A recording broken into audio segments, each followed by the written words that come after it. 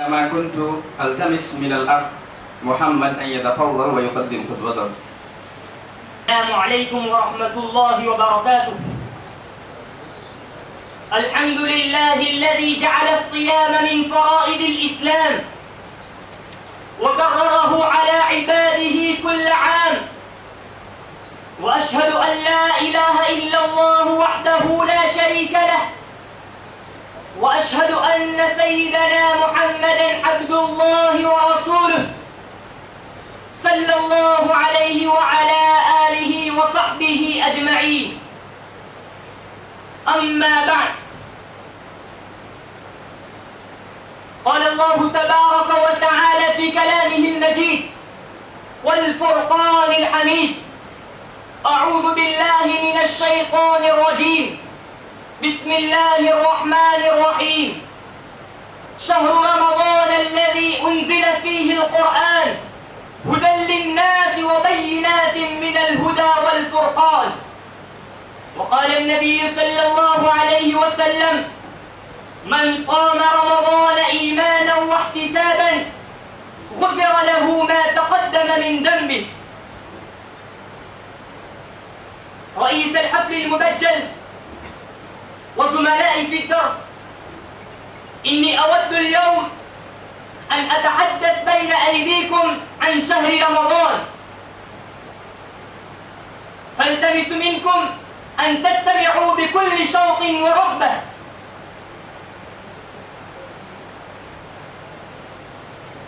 إخواني الأحبة، اقتضت حكمة الله جل وعلا أن يجعل هذه الدنيا مزرعة للآخرة وميدانا للتنافس،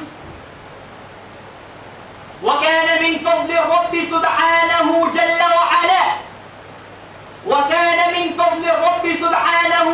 وعلا أن يجعل لعباده مواسم تعظم فيها تلك المضاعفة، ويزيد فيها للعامل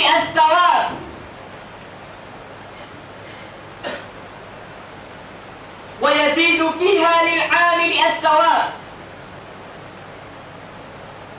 أيها الأحبة،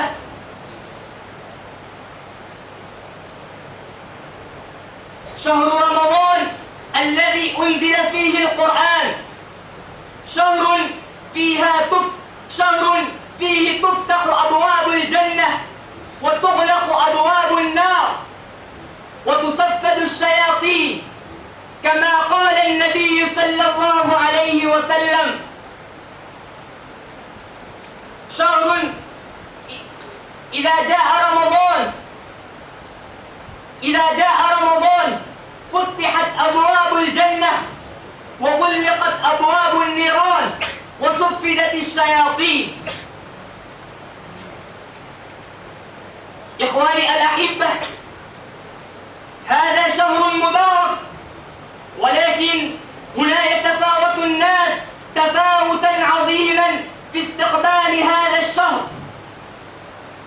هم يستقبلون هذا الشهر بالإقبال على الأسواق إقبالا شديدا، ويهيئون لأنفسهم أدوات اللعب واللهو، ويستقبلون هذا الشهر مثل هذا الأمور.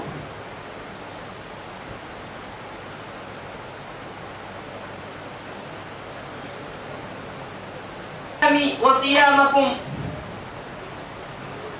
وآخر دعوانا الحمد لله رب العالمين.